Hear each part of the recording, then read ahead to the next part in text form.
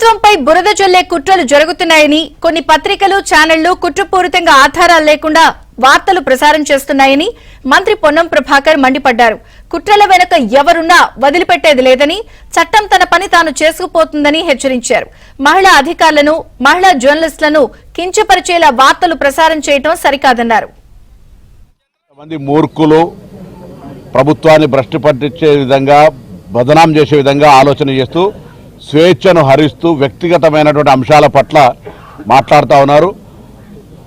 నిజంగా అంత ధైర్యం ఉంటే ఆధారాలతో బయట పెట్టాలి. అట్లా కాకుండా వట్టిగానే ఒక కథనం చేసి దాన్ని మార్కెట్ చేసి వాళ్ళు ఏదో రాక్షసానందం పొందితే చట్టం తన పని తను చేసుకుంటూ పోతుంది.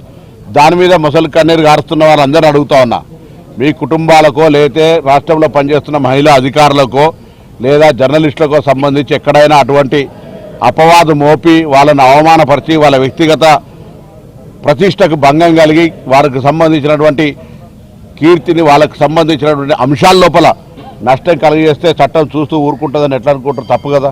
పొలిటికల్ కాన్స్పిరెన్సీ ప్రభుత్వాన్ని రాగానే ఇది ఎన్ని రోజులు నడుస్తుంది కూలగొడతామన్నారు.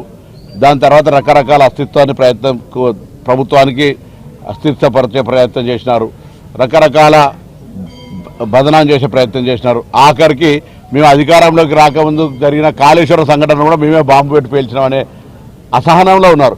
ఎంత ఫ్రస్ట్రేషన్లో ఉన్నారంటే వాళ్ళు ఏం చేస్తారో తెలిసే పరిస్థితి లేదు కాబట్టి ఇటువంటి కథనాలు చేస్తున్నారు. అది వాళ్ళకు మంచిది కాదు. నేరుగా ఇండైరెక్ట్గా ఎవరు దీని అనుకున్నా బరాబర్ తప్పకుండా కఠిన చర్యలకు బాధ్యత వహించాల్సిందే.